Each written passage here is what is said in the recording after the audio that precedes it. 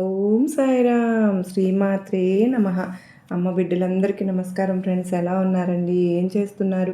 అందరూ బాగున్నారు కదా? అమ్మవారి దయ వలన అందరూ కూడా సుఖంగా సంతోషంగా ఉండాలి అని మనస్ఫూర్తిగా అమ్మవారి కోరికలన్నీ తీర్చేయాలని మీ తరపున నేను కూడా మనస్ఫూర్తిగా అమ్మవారిని కోరుకుంటూ ముందుగా అమ్మవారి పాదపద్మములకు ఒక్కసారి నమస్కరించుకుని వీడియోలోకి వెళ్ళిపోదాం. ఇక ఈరోజు అమ్మవారు ఏమి సందేశం చెప్పబోతూ ఉన్నారు అంటే కనుక, బిడ్డ నీకు ఏదో ఇవ్వాలని 3 సార్లు వచ్చారు, వెనక్కి వెళ్ళిపోయారు, మళ్ళీ వస్తున్నారా, ఇదే ఆఖరు, వారు ఎవరు, ఆ తరువాత నువ్వు ఎంత పిలిచినా కూడా రారు బిడ్డ. నువ్వు జాగ్రత్తగా ఇప్పటికీ 3 సార్లు వచ్చి వెళ్ళారు అంటే ఇది ఆఖరిసారి అని కూడా నువ్వు అర్థం చేసుకోవాలి. ఆఖరిసారిగా వస్తున్నారు అంటే నువ్వు ఎట్టి పరిస్థితుల్లో కూడా వదులుకోకూడదు. ఏమాత్రము నిర్లక్ష్యంతో కూడా ఉండకూడదు. ఏమాత్రం అశ్రద్ధగా ఉండకూడదు. అసలు వారు ఎవరు? నీతో ఏమి చెప్పాలనుకుంటున్నారు? ఎందుకు వస్తున్నారు? ఇవన్నీ తెలియచెప్పాలని నీ దుర్గమ్మ ఉరుకులు పరుగుల మీద వచ్చేసానమ్మా.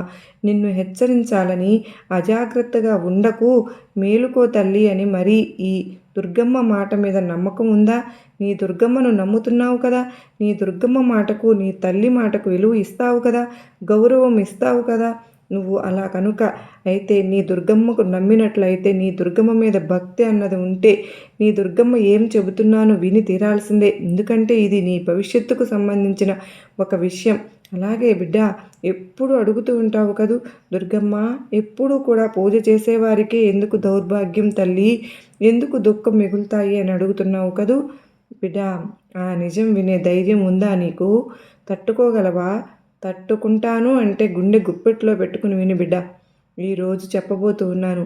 పూజలు చేసేవారికి దౌర్భాగ్యాలు, కష్టాలు ఎందుకు? కనీసం పిల్లికి బిచ్చం కూడా పెట్టని వారికి, కాకికి కూడా తరమని వారికి, దేవునికి కూడా, భగవంతునికి కూడా తలవని వారికి అంత భోగాలు ఎలా ఇస్తున్నావు దుర్గమ్మ అని అడిగావు కదూ. చెబుతాను. గుండె నిబ్బరం చేసుకుని ఈరోజైతే నువ్వు విని తీరాల్సిందే తల్లి. నీ జీవితంలోకి నీ కోసం వస్తున్న వారు ఎవరు? నువ్వు ఈ అడిగిన ఈ ప్రశ్నకు ఖచ్చితంగా సమాధానం చెప్తాను.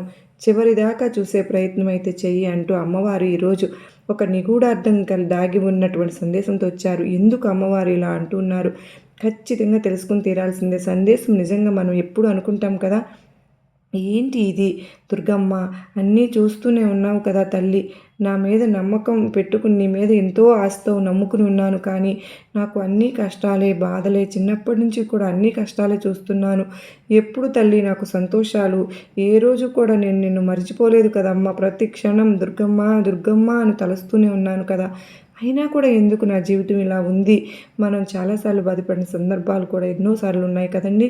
కామెంట్స్లో పెడుతూ ఉన్నారు, ఎన్నో ఏళ్ళుగా నమ్మాను తల్లి, కానీ ఏమి ఇచ్చావు నువ్వు నాకు అంటూ చాలామంది నిలదీస్తూ ఉంటారు అమ్మవారిని. అది కూడా వారి పరిస్థితి అలా ఉంటుంది. అంటే అమ్మ అంటే నా సొంతం, నా తల్లి, నాకు ఎందుకు ఇన్ని బాధలు ఇస్తున్నది, నాకు ఇంత మంచి పరిస్థితి నాకు ఇవ్వట్లేదు అన్న బాధతో తన తల్లిని నిలదీస్తున్నట్టుగా నిలదీస్తూ ఉంటారు.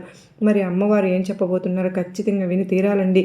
ఇక అమ్మవారి సందేశం వినబోయే ముందు ఇంకా మీరు వీడియోకి లైక్ ఇవ్వకపోతే కనుక అమ్మవారి కోసం ఒక చిన్న లైక్ అయితే ఇచ్చి తప్పకుండా ఈ వీడియోని ఎక్కడ కూడా స్కిప్ చేయకోకుండా చివరి దాకా చూసినట్లయితే కనుక, మీకు నచ్చినట్టయితే కనుక మీ ఫ్రెండ్స్కి, ఫ్యామిలీ మెంబర్స్కి, అమ్మ బిడ్డలకు అందరికీ కూడా షేర్ చేయండి.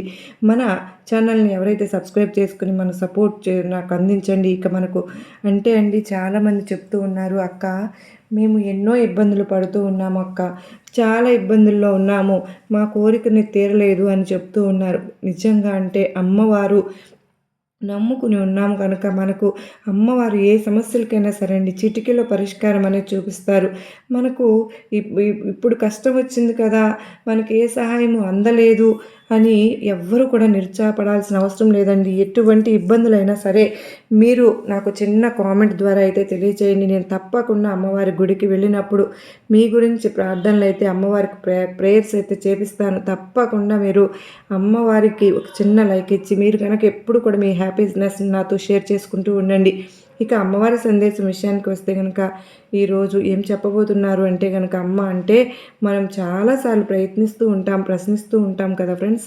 అసలు పూజలు చేసే వాళ్ళకి అంత దౌర్భాగ్యం ఎందుకు, ఈ కష్టాలు ఎందుకు, దుఃఖమే మిగిలిపోతుంది మాకు ఎందుకు, కనీసం నలుగురికి మంచి చేయని వాళ్ళు, నలుగురు మేలు కోరని వాళ్ళు, దేవుడు ఎక్కడున్నాడు అని గుర్తు కూడా లేని వారికైతే అన్నీ కూడా ఇస్తూనే ఉన్నారు. ఆనందం కావచ్చు, ఐశ్వర్యం కావచ్చు, పేరు కావచ్చు, ప్రతిష్టలు అయినా అవ్వచ్చు, ప్రతి ఒక్కటి కూడా అందిస్తూనే ఉంటున్నారు. మరి ఎప్పుడు కూడా భగవంతుని తలుస్తూ అమ్మ దుర్గమ్మ అని అమ్మ నామస్మరణ చేస్తూనే ఉన్నాము. ఎందుకు ఇన్ని కష్టాలు ఉన్నాయి మాకు అంటూ చాలామంది మనకు అనుమానాలు కూడా వస్తూ ఉంటాయి కదండి. ఇంకా అమ్మవారు చెప్పారు కదా, బిడ్డ ఇప్పటికే 3 సార్లు వచ్చారట, మళ్ళీ వస్తున్నారట, ఇదే ఆఖరంట, మళ్ళీ నువ్వు ఎంత పిలిచినా రారు, తిరిగి రారు అంటూ చెప్పారు కదా. అసలు ఎందుకు ఇలా అంటున్నారు ఈరోజు తెలుసుకుందాం ఫ్రెండ్స్. అయితే చాలామంది అనుకుంటూ ఉంటారు, ఎక్కువ పూజలు చేసేవారికి, అలాగే నిత్యము భగవంతుని అమ్మవారిని తలచిన వారికి, ఆరాధించే వారికి ఎందుకు కష్టాలు వస్తాయి అని. అసలు పూజలు చేయని వారికి, పాపాలు చేసేవారికి అంతా మంచిగా జరుగుతుంది అనుకుంటూ ఉంటాం కదా ఫ్రెండ్స్. నిజంగా ఒక్కొక్కసారి మనకు అటువంటి అనుమానాలు వస్తూ ఉంటాయండి. చాలామంది అంటూ ఉంటారు, మేము ఇంతగానో అమ్మవారిని తలుచుకుంటున్నాము, మాకు ఎందుకు ఇట్లా నిత్య జీవితంలో జరుగుతుంది అనుకుంటూ ఉంటాం. జీవితంలో మనకి ఎప్పుడు కష్టాలు వచ్చినా, బాధలు వచ్చినా ఈ మాటనైతే అనుకోకుండా ఉండనే ఉండరండి ప్రతి ఒక్కరూ కూడా. అయితే ఇక్కడ మనం అమ్మవారి గురించి ఒక కథ అయితే వినాల్సి ఉంటుంది. ఎందుకు అని అంటే కనుక అమ్మవారు ఈ కథలోనే మనకు మన ప్రశ్నలంటికి కూడా సమాధానం అనేది దొరుకుతుందండి. ఈ విడిచిపెట్టకుండా ఎక్కడ కూడా ఈ కథను కనుక మనస్ఫూర్తిగా మనం విన్నాము అంటే కనుక మన మనసులో ఉన్న అనుమానాలన్నీ పటాయించలైపోతాయి. ఇంకా మనకు అసలు అనుమానాలే ఉండవు. మనం ఏ కోరిక లేకుండా చక్కగా భగవంతుని ధ్యానించుకుంటూ భగవన్ నామస్మరణలో గడిపేస్తాము, అమ్మ నామస్మరణలో గడిపేస్తాము, దుర్గమ్మను తలుచుకుంటాము. అంతటి అద్భుతమైన సమాధానం చెప్పారు అమ్మవారు. అందుకే ప్రతి ఒక్కరూ కూడా ఎక్కడ మిస్ చేయకుండా, స్కిప్ చేయకుండా చివరిదాకా చూసే ప్రయత్నం అయితే చేయండి. ఒకరోజు ఒక శిష్యుడు అమ్మవారిని ప్రశ్నించారంట, అమ్మ, ఎందుకు మీరు ఎక్కువ పూజలు చేసే నిత్యము మీ నామస్మరణలో ఉన్నవారికే దుఃఖాన్ని ఇస్తున్నారు? అసలు కనీసం మీకు దీపం పెట్టి మిమ్మల్ని తలచుకుని అగరబత్తి కూడా వెలిగించని వారికి, అలాగే ఎవరికి ఏ దానము చేయని వారికి మాత్రం సుఖాలను ఇస్తూ ఉన్నారు అని అడిగాడట. ఆ శిష్యుడు అడిగినప్పుడు అమ్మవారు ఇలా అంటారట, సరే నాయన, నీ ప్రశ్నలన్నింటికీ కూడా నేను సమాధానం చెప్తాను. అయితే నువ్వు కాస్తంత ఓపిక పట్టాలి అని, అది నేరుగా చేతల ద్వారానే చూపిస్తాను. ఇప్పుడు నీకు ప్రతిదీ కూడా అర్థమవుతుంది. కానీ నేను ఇలా అమ్మలాగా కాకుండా ఒక సాధారణ వ్యక్తిగా ఎవరు గుర్తుపట్టకుండా వస్తాను. ఇద్దరము వెళ్దాము, ఎవరు ఏంటో ఈరోజు నీకు చూపిస్తాను ఈరోజే అంటూ అమ్మవారైతే చెప్తారు. ఇక శిష్యుడు సరే దుర్గమ్మ సరే అని చెప్పి ఒప్పుకుంటాడు. ఇద్దరు కలిసి బయలుదేరతారండి బయటికి. అలా సంచరించి అలా అలా వెళ్తూ వెళ్తూ ఉండగా ఒక పెద్ద భవంతి అనేది కనిపిస్తుంది.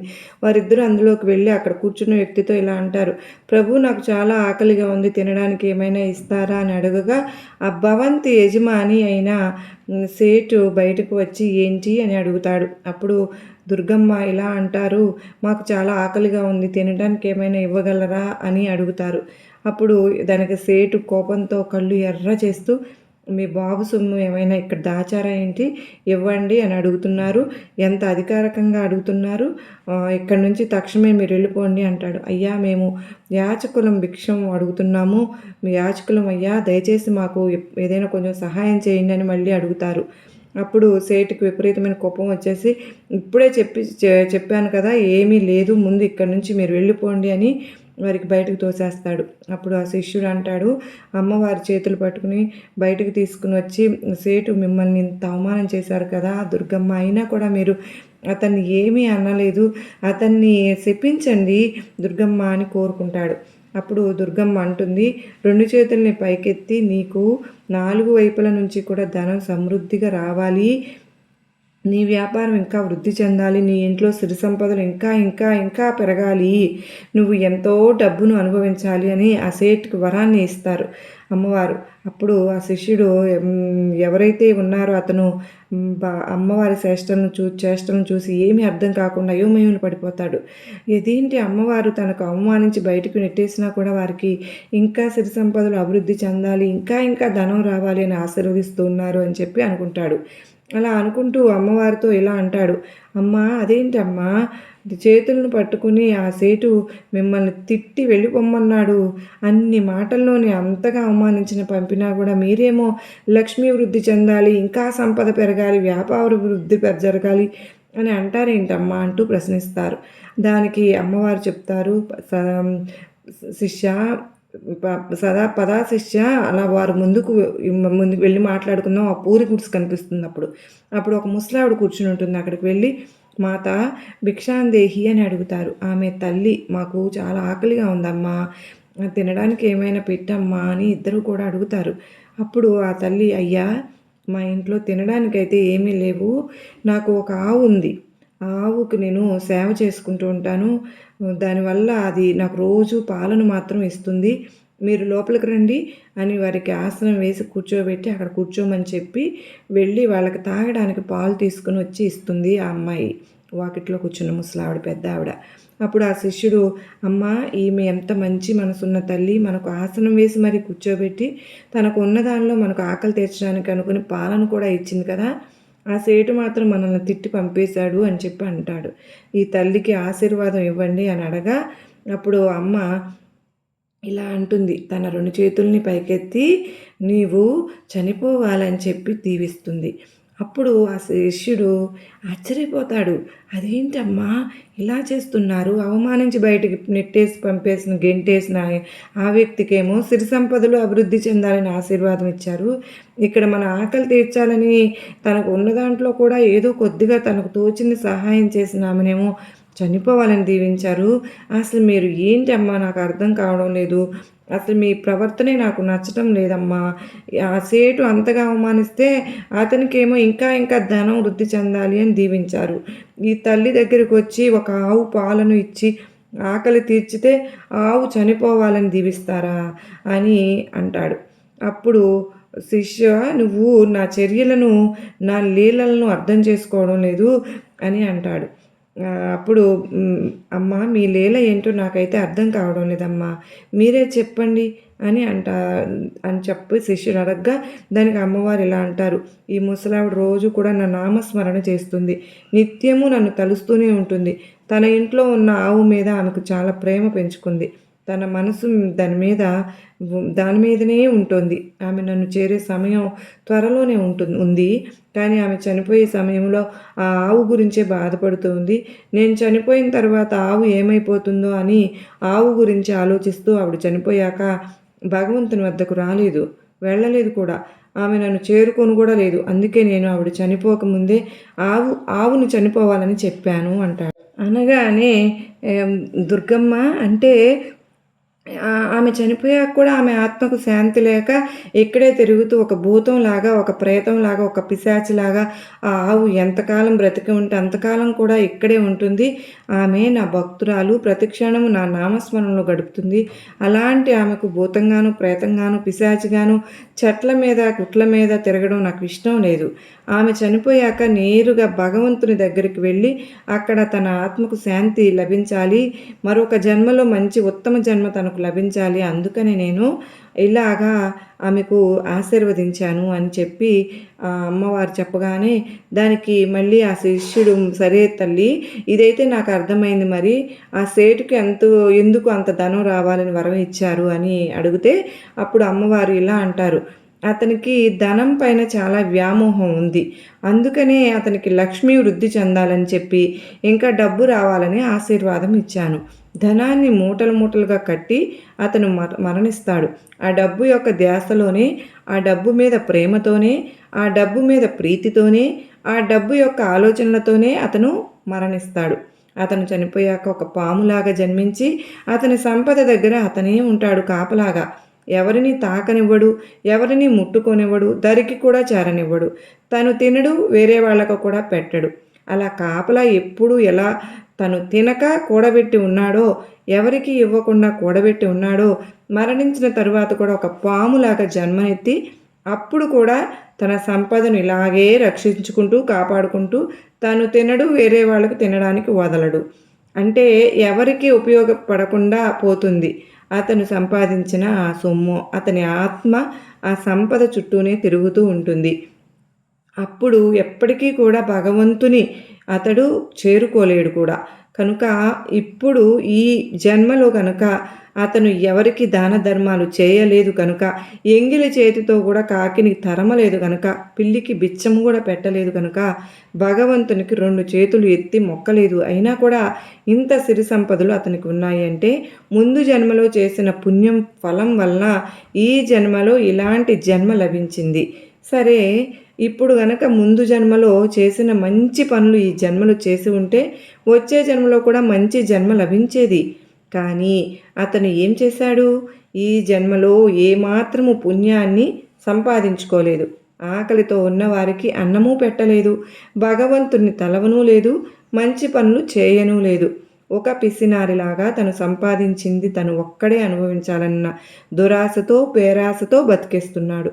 ఇప్పుడు చూసే వాళ్ళందరూ ఏమనుకుంటున్నారు? ఇతను ఇంత చెడు వ్యక్తిత్వం ఉన్న మనిషి కదా, భగవంతునికి తలవడు, నలుగురికి దానం చేయడు, అతను ఎలా ఉన్నాడో చూడు, మేము కష్టాల్లో బాధల్లో ఉన్నాం, నలుగురికి సహాయం చేస్తున్నాం, భగవంతుని ఎప్పుడు తలుస్తున్నాం, ఎప్పుడు దుర్గమ్మ నామస్మరణలోనే ఉంటున్నాం, కానీ మాకు మాత్రం జీవితాంతం కష్టాలే కన్నీళ్ళే అంటూ నన్ను నిందించేస్తూ ఉంటున్నారు. కానీ ఇప్పుడు ఈ జన్మలో మంచి పనులు చేస్తూ కష్టాలను కన్నీళ్లను ఎవరైతే అనుభవిస్తూ ఉన్నారో, ఈ జన్మలో నలుగురికి తోచినంత సహాయం ఎవరు చేస్తూ ఉన్నారో, భగవంతుని నామస్మరణలో అమ్మ నామస్మరణలో ఎప్పుడు గడుపుతూ వచ్చారో వారికి రాబోయే జన్మ అంతకు మించి రెట్టించిన పుణ్య ఫలితంతో చక్కగా దక్కుతుంది. ఈ జన్మలో వారి జన్మ ఎంతో ఉత్తమమైన జన్మగా ఉంటుంది. ఈ ఒక్క చిన్న విషయం బిడ్డ, దీన్ని గమనించి తీరాలి. ఇది వదిలేసి నేను ఎంత పూజలు చేసినా, ఎంత తలిచినా, ఎంత దాన ధర్మాలు చేసినా నాకు ఎప్పుడూ కష్టాలే, నాకు ఎప్పుడూ దౌర్భాగ్యమే అంటూ నిందించేస్తూ ఉన్నారు కదా. కారణం లేకుండా నీ దుర్గమ్మ ఏదైనా చేస్తాను అంటావా? బిడ్డ, చెప్పు తల్లి, చెప్పు. నువ్వు ఎప్పుడూ కూడా ఉన్న జీవితాన్ని గురించే ఆలోచిస్తున్నావు. ఇప్పుడు గడుస్తున్న జీవితం గురించి ఆలోచిస్తున్నావు. కానీ భవిష్యత్తు అనేది భగవంతునికి మాత్రమే తెలుసు, నీ దుర్గమ్మకు మాత్రమే తెలుసు. అది భగవంతుని నిర్ణయం కనుక, నీ దుర్గమ్మ నిర్ణయం కనుక ఎన్ని కష్టాలు వచ్చినా నీ దుర్గమ్మను భగవంతుని నిందించకుండా, నీ దుర్గమ్మ మీద భారం వేసి, నీ దుర్గమ్మ నామస్మరణ విడవకుండా సదా నీ దుర్గమ్మ నామస్మరణతో గనక మంచి పనులు చేస్తూ ముందుకు సాగడం వల్ల నీకు ఎంత కష్టం వచ్చినా సరే నీ దుర్గమ్మ మనసారా నిన్ను కాపాడుతాను తల్లి. నువ్వు గనక మనసారా భక్తితో నీ దుర్గమ్మను ఆరాధిస్తే నీ వెంటే నీ తల్లి ఉంటుంది. ఇక ఇప్పటికే 3 సార్లు వచ్చానమ్మా, వెనక్కి వెళ్ళారట, ఏదో చెప్పాలని ఉన్నారంట అని ముందుకు చెప్పాను అంటే, బిడ్డ, ఇదివరకే నీ దుర్గమ్మ నీ గుమ్మంలోకి 3 సార్లు వచ్చానమ్మా, కానీ నువ్వు గుర్తించనే లేదు. ఎందుకు అంటే ఇప్పుడు నువ్వున్న ప్రస్తుత పరిస్థితులు అలా ఉన్నాయి. మరి సాక్షాత్తు నీ తల్లి దుర్గమ్మ నీ ఎదురుగా వచ్చి, అమ్మా నేను నీ దుర్గమ్మను కూడా వచ్చాను అని నువ్వు నీ స్థితిలో ఉన్నావు. ఎందుకో తెలుసా? నీ జీవితం అలా ఉండడం కావచ్చు, పనికి మాలిన ఆలోచనలతో మనసు నింపుకోవడం కావచ్చు, దేనికోసమో వెంపల్లాడడం కావచ్చు, ఉరుకుల పరుగుల జీవితం అయినా అవ్వచ్చు, ప్రతి ఒక్కటి కావచ్చు. ఇప్పటికే 2-3 సార్లు వచ్చి వెళ్ళాను నీతో ఏదో చెప్పాలని అంటే, ఇప్పుడు ఈ కథలో చెప్పినట్లుగా నేను 3 సార్లు వచ్చాను. కానీ నువ్వు మాత్రం ఈ దేశంలో పడిపోయి, ఈ ప్రపంచంలో పడిపోయి, నీ పనికి మాలిన ఆలోచనలతో నన్ను గుర్తించలేకపోయావు. మరలా చెప్తూ ఉన్నాను, ఈ రాబోయే 3 రోజుల్లో మరలా రాబోతున్నాను. ఈసారి కూడా నువ్వు గుర్తించరాలేదు అంటే ఇంకా ఎప్పుడు కూడా ఎలా కనిపిస్తాను తల్లి నీకు? నీ దుర్గమ్మ జాగ్రత్తగా ఉండు అని అయితే ఈరోజు అత్యద్భుతమైన సందేశంతో అమ్మవారు మనకు చక్కని సందేశం అందించారు కదా ఫ్రెండ్స్. మరి మనం అమ్మవారిని వస్తే గుర్తించలేని పరిస్థితుల్లో మనం ఉంటే, నా కోరికలు తీరలేదు, నేను రోజు చెప్తూ ఉన్నావు అమ్మ దుర్గమ్మ సందేశాల ద్వారా నాకు ఏమాత్రం మంచి జరగలేదు అని చెప్పి అంటూ ఉన్నావు కదా నువ్వు. కానీ ఇది ఎంతవరకు సమంజసం? ఎన్నో సందేశాల ద్వారా నీకు నేను ప్రతిరోజు కూడా అందిస్తూనే ఉన్నాను. మనకు కామెంట్ సెక్షన్లో పెడుతున్నారండి, నిజంగా ఇప్పటివరకు మాకు ఏం జరగలేదు, మాకు ఎన్నో అడిగాము, మేము ఎంతో మంచిగా ఉన్నాము, అయినా కూడా మాకు మంచి జరగలేదు అని అనేవాళ్ళు ఎంతోమంది ఉన్నారు. ఈ సందేశం మనందరికీ కూడా ఒక స్ఫూర్తినిస్తుందని నేను ఆశిస్తూ ఉన్నాను. తప్పకుండా మనం అమ్మవారి ధ్యాసలో ఉంటే తప్పకుండా అమ్మవారు మనం వచ్చినప్పుడు గుర్తించగలుగుతాం. మనం అమ్మవారిని గుర్తించకుండా మన ఆలోచనలో మన ధ్యాసలో మనము ఉంటూ ఉంటే మనం ఎలాగండి మన కోరికలు తీరుతాయి? మనం అమ్మవారిని స్మరించుకుంటూ, అమ్మ నామస్మరణ చేసుకుంటూ, ఎప్పుడు కూడా అమ్మను ప్రాధేయపడుతూ ప్రార్థనలు పెడుతూ ఉంటే గనక ఖచ్చితంగా ఈ సందేశాలు ద్వారా మనకు అమ్మవారైతే ఒక ఆలోచన ధోరణిని కనీసం అమ్మ సందేశాల్లో ఆ అంతరార్థాన్ని గ్రహించుకుని మనం ఆ ధ్యాసలో ఉండడానికే మనం అమ్మ సన్నిధి అనే ఛానల్ని కూడా స్టార్ట్ చేసింది. తప్పకుండా మీ అందరూ కూడా ఇవన్నీ కూడా వింటూ ఖచ్చితంగా మీరందరూ కూడా అమ్మని స్ఫూర్తిగా తీసుకుని అమ్మ ఏం చెప్తున్నారు అనే విషయాలను మనం కాన్సన్ట్రేషన్ చేసి అమ్మను మనం గుర్తించితే కనుక మనకున్న కోరికలు కానీ మనలో ఎంతో మార్పు అనేది మనం చూస్తాం. మనందరము కూడా అమ్మ ధ్యాసలో ఉండాలని చెప్పి నేను కూడా మనస్ఫూర్తిగా అమ్మవారిని కోరుకుంటూ మీకందరికీ అమ్మవారి ఆశీస్సులు, అష్టైశ్వర్యాలు, ఆయురారోగ్యాలు ప్రసాదించాలని ఆ తల్లిని మరొక్కసారి వేడుకుంటూ అందరూ బాగుండాలి, అందరిలో నేను ఉండాలి అని మనస్ఫూర్తిగా ఆ తల్లిని మరొక్కసారి మీ అందరి తరపున కూడా కోరుకుంటూ అందరికీ నమస్కారం ఫ్రెండ్స్. ఓం సాయిరామ్. శ్రీమాత్రే నమః. సర్వే జనా సుఖినో భవంతు. లోకా సమస్త సుఖినో భవంతు.